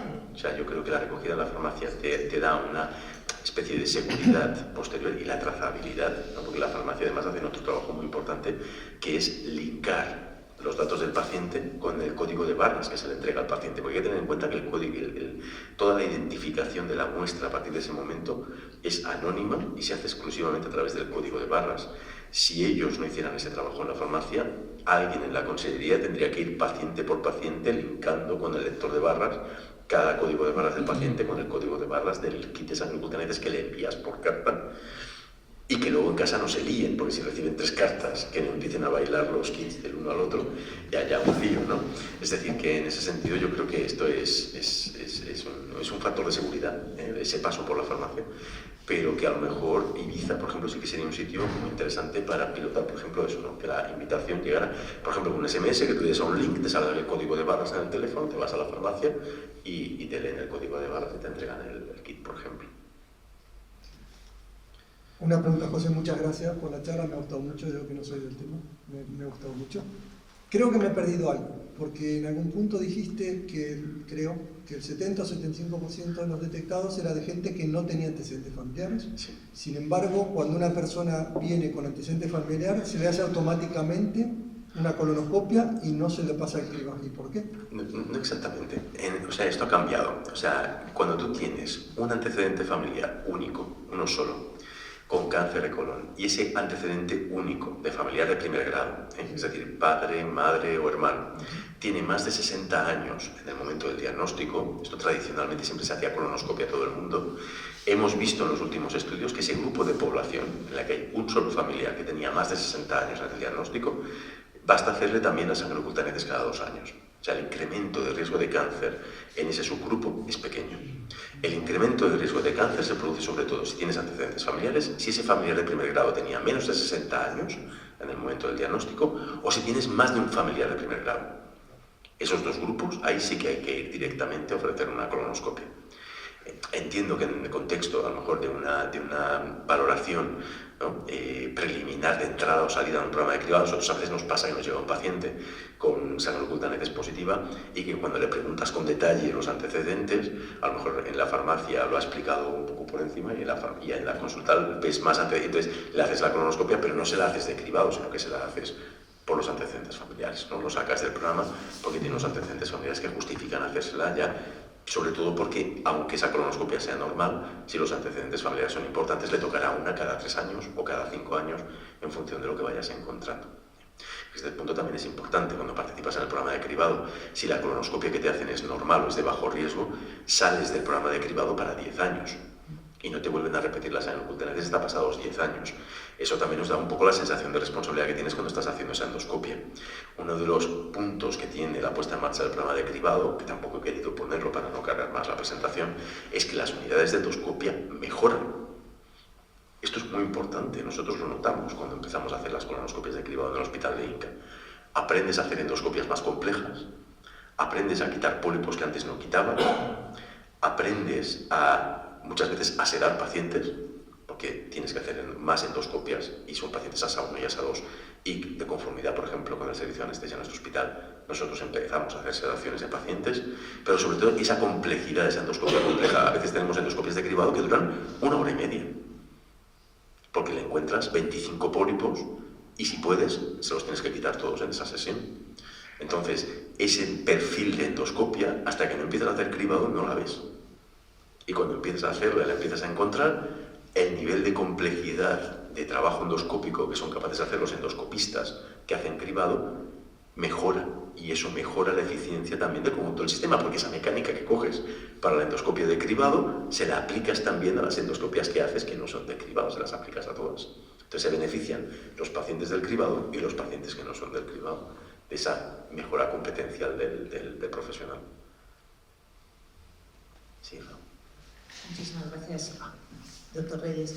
Soy Mercedes Llevedal, de oncóloga pediátrica, y enhorabuena por su charla en la que demuestra efectivamente su empatía. Y yo no quiero hacer una historia personal, pero quiero hacer, aparte de la historia, 2 preguntas. A mí me faltaba algo de empatía con mis pacientes, hasta que un paciente me dijo que, como oncología pediátrica, tú no tienes hijos, tú no tienes cáncer, pues decidí tener cáncer. Y me tocó pues lo que no esperaba una mujer, que era sana, no comía sobrasada, hacía ejercicio, no tenía antecedentes familiares y sí, fallé, tenía 51 años. Me tocó el cáncer de colon y en esta comunidad lo que pasó es que pues yo desde el año 99 aquí, de lo cual estoy orgullosa de trabajar y dedicar mi tiempo y mi conocimiento, pero no me tocó el cribado. Entonces es como un ejemplo de los 4, ¿no?, que me hubiera librado de un estadio 3, de 4 cirugías, estancias en la UCI, quimioterapia, la atención a mi paciente, mi vida, y bueno, estoy contenta, pero es una pregunta un poco, no quiero ser agresiva, pero ¿cuál es la explicación que se puede dar? O sea, estoy emocionada de ver su voluntarismo, pero es que el voluntarismo desde el año 2015 al 22, ¿qué ha pasado para que en otras comunidades como Madrid o Barcelona ya estuviera funcionando ya aquí, ¿no? Entonces, es un momento que he elegido ahora, ¿no?, como para preguntar, porque me ha quedado bastante claro que no es falta de recursos, ni de conocimientos. Entonces es ahora mirar al futuro, que lo que tenemos que hacer es, ojalá que los demás cribados en los que está usted implicado, pues quien esté en su mano, ¿no?, que creo que es la consellería, no los voluntarios, hagan que esto pues mejore, ¿no? Y ojalá que estemos, por lo que dicen lo que se dice en muchas charlas, ¿no?, que el código de barras no te haga que tu pronóstico o tu futuro sea diferente, ¿no? Porque, jolín, yo que pensaba que estaba en Palma, en el mejor sitio, pues resulta que en Muro pues me hubiera tocado, ¿no? O sea, no lo he querido hacer como historia personal porque esas historias no valen, pero a lo mejor pues yo sí tengo ahora el poder de animar a que, bueno, cuando yo, como soy de Madrid, ¿no?, mis amigos, cuando me tocó a mí, claro, todos, ¿dónde tenían la carta que mandaba la Comunidad de Madrid? Debajo del teléfono, sin hacerse la sangre oculta, ¿no? Y ahí pues se picaron un poco y dijo, joder, lo que le pasa a Mercedes, pues vamos a hacernos la sangre oculta, ¿no? Porque las mujeres pensamos que eso no nos toca.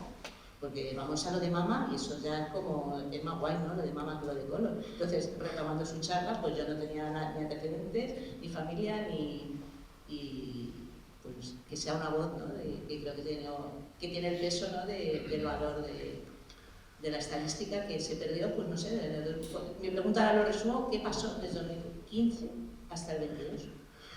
Bueno, ahí... Muchas gracias por escucharme, lo siento.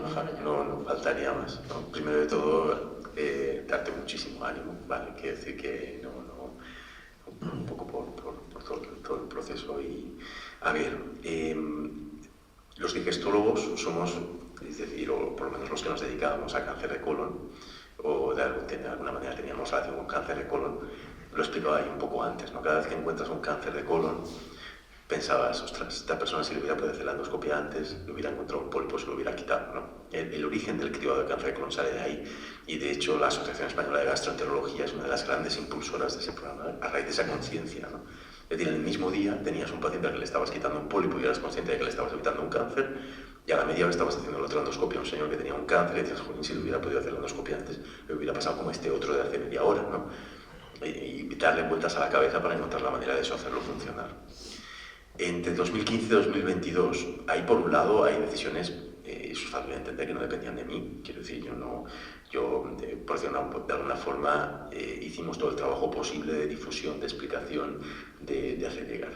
Yo creo que la clave está en el hecho de que todos los proyectos, cuando empiezan, tienen, digámoslo así, personas a favor y detractores, ¿no? Y no siempre es tan fácil ir avanzando con la velocidad que tú querrías, porque digámoslo así, las personas que a lo mejor no lo acaban de ver del todo bien también hacen su trabajo de intentar que aquello no avance en toda la velocidad que podría, ¿no?, si se pudiera hacer de manera rápida. No tengo una respuesta segura para darte, ¿no? ¿Qué se podría haber hecho más deprisa? Probablemente sí, probablemente sí, pero yo te puedo garantizar que yo hice todo lo que estuvo en mi mano para que esto fuese lo más rápido que yo fui capaz humanamente. Y yo siempre digo, digámoslo así, que tengo 3 hijos, tengo mis 2 hijos, el programa de cribado, que es el tercer hijo, ¿no?, que le he dedicado tanta fuerza o energía casi como a los otros 2, ¿no? Ojalá hubiéramos podido llegar antes a Palma para poderte ofrecer el cribado antes. Sí te puedo garantizar que yo hice todo lo que yo pude para que eso hubiese podido ser así. Eso sí que te lo puedo decir. También hay que tener en cuenta que no todas las comunidades autónomas funcionaron igual de deprisa. Y ahí te puedo poner, por ejemplo, el ejemplo de Cataluña. Cataluña empezó el cribado, lo has visto en la diapositiva, ¿no? El primer cribado de cáncer de colon en Cataluña empieza en el año 2000, pero Cataluña no consiguió completar el 100% de la población a cribado hasta el año 2021. Es decir, al 100% del territorio de toda la comunidad autónoma, ¿no? Entonces, esta historia de desarrollo paulatino y de extensión paulatina del programa de cribado no fue solo en Baleares, fue en otras comunidades autónomas también. En el caso concreto de Madrid no tengo un conocimiento tan profundo de cómo fue en la velocidad de desarrollo del programa, entonces me falta información para poderte, digámoslo así, dar detalles en ese aspecto, pero en el caso concreto de Cataluña, que sí que lo conozco más de cerca, exactamente tardaron 21 años desde que empezaron hasta que lo extendieron al 100% de la población, ¿no?, como programa de cribado poblacional. Lo ideal hubiera sido ir más deprisa, estoy totalmente de acuerdo, ¿vale?, porque ese pensamiento, esta situación en la que tú te encontraste, era el pensamiento que yo tenía continuamente en mente, ¿no?, por decirlo así. tenemos que conseguir llegar a la máxima cantidad de población lo antes posible. Aquí hay otro detalle que yo no he explicado, pero por ejemplo, cuando cito la extensión al 100% de la población, o sea, cada vez que, es decir, la extensión del programa no era exenta de un esfuerzo económico por parte de la administración. Cada vez que se incluía un hospital nuevo, esto implicaba un compromiso de contratación de médicos para las unidades de endoscopia, de enfermería para las unidades de endoscopia, de personal para los laboratorios y de personal para los laboratorios de anatomía patológica. Es decir, había unos recursos que se tenían que dotar para cada hospital que se iba incorporando, eso por un lado. Y luego, por otro lado, también una dotación técnica. Cuando se hizo esa extensión al 100% del territorio del programa en marzo del 22, se hizo una dotación técnica especial con un gasto que creo que fue como de 1,5 millones de euros para comprar unidades de endoscopia y torres de endoscopia con aparatos de endoscopia, tubos de endoscopia de última generación, colonoscopios, 2 por cada hospital, o sea que se compraron en total 6 torres de endoscopia, 12 tubos de endoscopia que se dotaron al mismo tiempo para todos los hospitales de la comunidad autónoma, porque se decidió en ese momento extenderlo al 100% de la población. Entonces, a la pregunta, si se hubiera extendido antes, ¿a mí me hubieran podido encontrar antes? La respuesta es obviamente sí. Obviamente, es decir, esto no te lo puedo decir de otra manera, porque es obvio, a la vista de lo que hemos explicado. Sí te puedo decir que desde el punto de vista mío personal el esfuerzo fue máximo en ese aspecto y que la historia del proceso de desarrollo en Baleares no difiere mucho de lo que sucedió en otras comunidades autónomas. Y esto, digámoslo así, a veces luego cuando lo ves con el tiempo, yo lo entiendo desde un punto de vista, es decir, una cosa es como lo ves cuando tú estás dentro y lo ves continuamente desde dentro y es un tema del que tienes un conocimiento que estás tan viéndolo cada día que lo ves clarísimo y tú lo ves, y lo ves, y lo ves, pero claro, tienes que convencer a gente que no está tan dentro y que lo ve desde fuera y no siempre es tan fácil transmitir eso a todo el mundo, ¿no? Entonces tienes que trabajarlo, ¿no?, de manera muy continuada para llegar a aplicarlo. Sí, sí. Yo estoy de acuerdo con todo lo que has comentado, José, y también con lo que se ha dicho. A mí hay una cosa que me gusta explicar y es que cuando hablamos de un programa de cribados hablamos de una cantidad enorme de usuarios, de ciudadanos. Ahora estamos implantando el cribado, el nuevo, el poblacional del cáncer de cervix, y creo que eso es una cohorte de 380.000 mujeres. Es imposible incorporar toda la cohorte de golpe porque al final es un programa de cribado que es una tarea de salud pública, pero tenemos que asegurar de alguna manera que el salud pueda dar salida a los hallazgos que encontramos nosotros en el programa de cribado. Entonces, podríamos cribar, pero ¿qué hacemos luego con todas esas pruebas de cribado patológicas que nos hacen sospechar realmente una lesión? Y es muy difícil dar salida a una cohorte tan grande, a una velocidad que los ciudadanos consideramos que tiene que ser. Simplemente eso. Sí, la verdad es que, bueno, por desgracia hemos visto un poco la politización de las campañas de screening poblacional, ¿no? Pues una batalla política más que hemos incorporado últimamente, ¿no? Y está mucho más lejos de la voluntad política, porque mi pregunta sería clara: si todos los pacientes hicieran el test oculto de sangre, ¿cuántos pacientes tendríamos que hacer colonoscopias condicionadas por ese hallazgo? ¿Somos capaces de asumir esto en la sanidad pública balear? Tendremos que serlo. Es decir, o sea, un poco la idea es, desde el punto de vista, digámoslo así, teniendo en cuenta, tendremos que serlo, pero por una cuestión, porque es coste eficaz para el sistema. O sea, el paciente al que le estamos haciendo esa colonoscopia de cribado y le estamos haciendo un diagnóstico precoz de pólipo, de cáncer, en realidad le estamos ahorrando al sistema dinero en tratamientos de quimioterapia, en bajas laborales, en procedimientos quirúrgicos, en radioterapias, en invalideces, en tiempo que no puede trabajar, tiempo que no puede cotizar, ¿no? Por lo tanto, teniendo en cuenta ese enorme ventaja en coste-eficacia, porque eso tampoco lo he puesto, pero porque o sea, cuando tuvimos que hacer la argumentación para arrancar el programa a nivel poblacional y extenderlo, y después extenderlo al 100% de la población, una de las cosas que se me pidieron fue, bueno, pues esto, ¿qué coste va a tener y cuánto va a ahorrar, ¿no? Pues allí sí hicimos los cálculos, es decir, el tratamiento de un cáncer de colon estadio 1 o 2, pues son 50.000, 80.000 euros lo que cuesta una endoscopia compleja o una cirugía de ingreso corto, porque es una resección quirúrgica que si no se complica va muy bien. ¿Qué coste tiene un tratamiento de un cáncer de colon estadio 4? Pues se iba a 700.000, 800.000 euros. Y si eso sin contabilizar la baja, la invalidez, la incapacidad para aportar al sistema a las cotizaciones, y sin contar que luego el paciente se nos muere. Totalmente, pero... Entonces, por decirlo de una manera, si conseguimos una tasa de participación alta, y eso implica tener que hacer más endoscopias, pues tendremos que encontrar la manera de poderlas... Sí, pero por desgracia, tú ya sabes que la voluntad política a veces trasciende las necesidades. O sea, que a lo mejor queremos hacer esto, pero no tenemos suficientemente especialistas en digestivo para poder asumir esto. Yo en eso, por decirlo de una manera, que es un argumento, ¿no?, que muchas veces nos encontrábamos cuando nosotros solicitábamos la posibilidad de extender el programa al 100% de la población, y era un argumento que muchas veces nos ponían, ¿no? No habrá suficientes digestólogos, pues al final los tuvimos y extendimos el programa al 100% de la población, y ahora ya se hace en todos los hospitales. Y si mejoramos la tasa de participación y hay más necesidad de hacer más endoscopias, pues sentándonos entre todos encontraremos los mecanismos para que esas endoscopias se puedan hacer seguro. Es decir, lo que sucede es que a veces tienes que ser capaz en ese momento de, viendo los recursos que tienes, pues a veces cómo los organizas o cómo los aplicas o cómo los tal.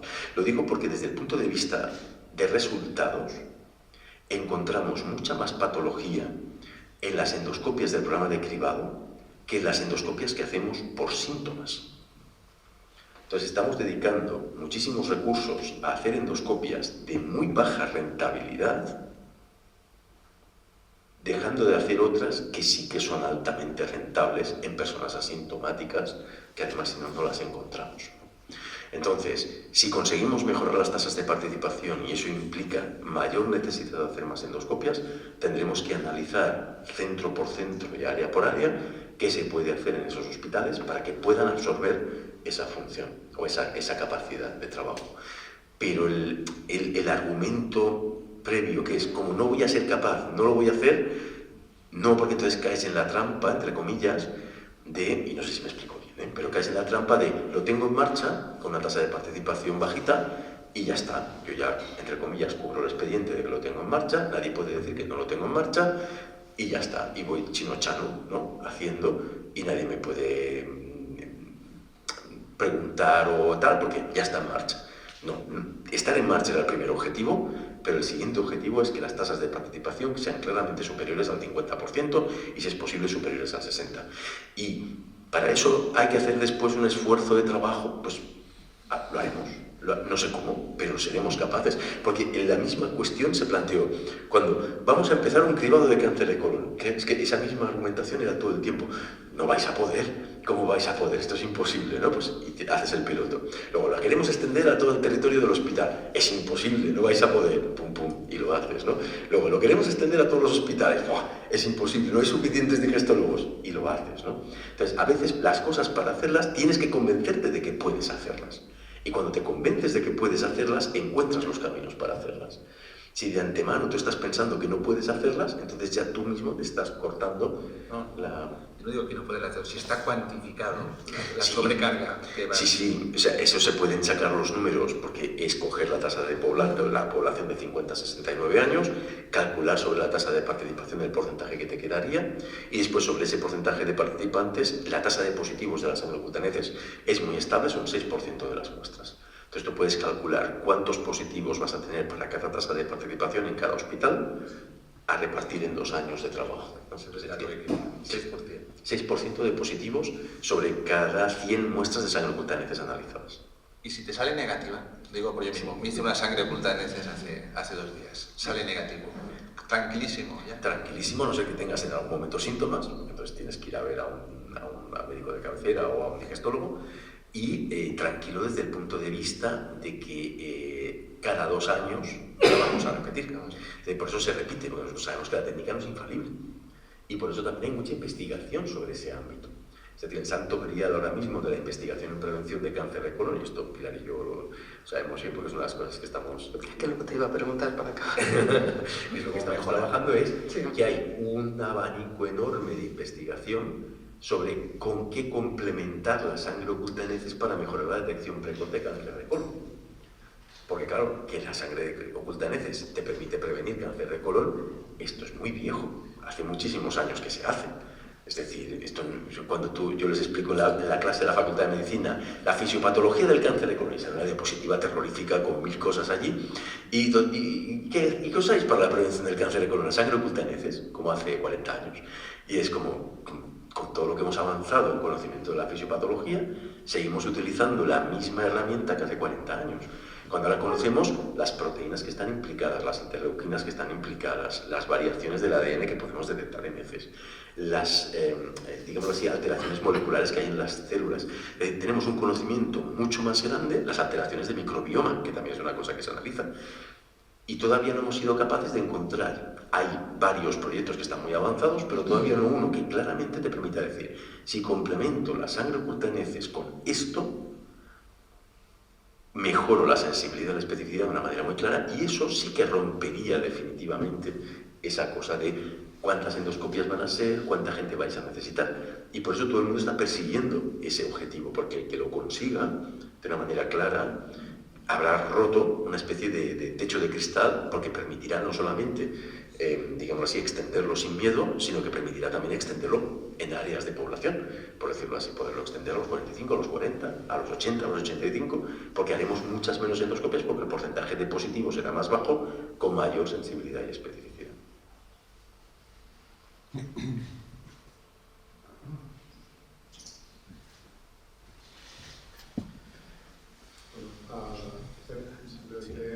Extenderme las felicitaciones. Me llama la atención, y creo que es algo que muchas veces lo hemos comentado, la gran responsabilidad de cuando se hace una colonoscopia, de determinar las colonoscopias que son blancas, por decirlo de una manera, que no tienen lesiones, tenéis claro, pero como en toda medicina tenemos los grises, y tienes esas lesiones que tienes dudas, o tienes esos pólipos que has dicho, si tengo 25, si puedo, voy a biopsia 25. ¿Estáis trabajando de alguna manera en herramientas que os ayuden a ser más específicos a la hora de saber qué lesiones biopsiar y qué lesiones dejar? En este sentido hay herramientas que ayudan al diagnóstico óptico, es decir, hay herramientas de inteligencia artificial de diferentes casas comerciales que en tiempo real te ayudan a, digamos así, a procesar la imagen. Son un arma de doble filo, porque por un lado te ayudan, pero por otro lado lo que se ha visto en los estudios es que los endoscopistas, que tú los acostumbras a trabajar con una IA, luego les quitas la IA y son peores haciendo endoscopia que antes de que les dieses la IA. Se los conviertes en realidad en dependientes de la IA, porque se acostumbran a fiarse de lo que la IA les dice, ¿no? Mientras que cuando no tienes la IA, pues a lo mejor le dedicas 30 segundos más a aquella lesión para tú quedarte tranquilo. Lo que dicen las guías es que lesiones pequeñas, de menos de 5 milímetros, que claramente te parezcan hiperplásicas, puedes no quitarlas y te puedes fiar, o las puedes resecar y desechar y no enviar a analizar para que el patólogo no tenga una sobrecarga de trabajo. Esto ya lo recogen las guías clínicas del cribado. Lo que sí dicen las guías es que todas las lesiones de más de 5 milímetros o que, aun siendo menores de 5 milímetros, por aspecto te sugieran que son adenomatosas, sí que hay que enviarlas a analizar, porque toda aquella persona que tiene más de 5 adenomas modifica las pautas de seguimiento o el periodo de tiempo en el cual hay que repetir la endoscopia, ¿no? Entonces tiene una repercusión en el seguimiento posterior, ¿no? Es una de las grandes... en realidad el cribado es una especie de pirámide que finaliza en la colonoscopia, ¿no? Entonces la sensación, digámoslo así, de tienes que hacer esa colonoscopia bien es muy importante, y de hecho por eso, por ejemplo, en el hospital el gabinete en el que se hacen las endoscopias de cribado, que se hacen por la mañana todas, hace 3 colonoscopias de cribado en una mañana. O sea, el equipo de endoscopia que está haciendo esas colonoscopias sabe que tiene 3 pruebas para hacer en toda la mañana para trabajar tranquilos. Porque si encuentran una limpia, pues vale perfecto, pero si encuentran una de 20 pólipos, poder trabajar tranquilos y quitar los 20 pólipos sin dar prisa. Cuando en un gabinete, esto para que os hagáis un poco la idea de la diferencia de complejidad. Es decir, la endoscopia en el gabinete convencional, por la mañana, a lo mejor estamos haciendo 8 o 10 pruebas entre gastroscopias y colonoscopias, pero porque muchas de las que hacemos son procedimientos muy normales, en que encuentras algún pólipo, pero tiene poca complejidad. En cambio, en el gabinete de cribado ponemos máximo 3 y muchos días acaban reventados o acaban más cansados que los que estamos en el otro lado haciendo las pruebas de rutina, ¿no? Entonces, esto es muy significativo, digámoslo así, de la complejidad que tiene y forma parte también de las normas que nosotros tratamos de implementar, es decir, el hecho de que la gente que haga la colonoscopia de cribado tenga muy claro que es una colonoscopia que no es una colonoscopia convencional. Es una colonoscopia que es el punto final del trabajo de un montón de gente, que cambia radicalmente tal vez el pronóstico de esa persona. Si esa persona tiene un pólipo y tú te lo has comido, nadie le va a volver a mirar hasta dentro de 10 años. Entonces puede hacer una neoplasia de intervalo en ese tiempo, que si tú hubieras hecho bien la endoscopia y hubieras visto el pólipo, lo hubieras evitado. Y por lo tanto es importantísimo que la persona que está haciendo aquella prueba esté tranquila y tenga el tiempo que toca para trabajar como debe. La última pregunta. Bueno, como habéis podido observar, no me equivocaba al decir que era perseverante y que sería capaz de convencer a cualquiera de cualquier cosa, incluso a las 6 de la mañana, que lo hace. José, sé que hemos hablado muchas veces que una parte importante para mejorar el cribado sería poder encontrar una prueba que quitara la posibilidad de hacer colonoscopias, una prueba intermedia que mejorara, y eso es lo que tú estás trabajando dirigiendo este proyecto. ¿Qué crees que has visto sobre este tema en otros sitios? Bueno, que es una herramienta que será fundamental para la sostenibilidad del cribado a largo plazo. Es decir, es básico. Es decir, en el caso concreto estamos trabajando con todo el tema de los exosomas, con el tema de las vesículas intercelulares, con el tema de proteínas, pero que es una herramienta de investigación fundamental. Es decir, y todo el mundo que está dedicándose al cribado lo ve. Es decir, que es una herramienta básica, porque si conseguimos ese elemento que complemente las agroglucaneses, allí habremos conseguido realmente la clave de arco que permitirá funcionar el cribado de una manera sostenible a largo plazo sin problemas. Bueno, para acabar, enhorabuena otra vez por tu inmenso trabajo, la verdad que ha tenido tanto impacto en la sociedad, la sanidad balear. Gracias a todos por la asistencia. Recordaros solo que el día 19 de marzo tenemos una sesión que puede ser interesante, que son las implicaciones legales de la inteligencia artificial en nuestra práctica médica, por si es de vuestro interés. Y sin más, muchas gracias a todos y buenas noches.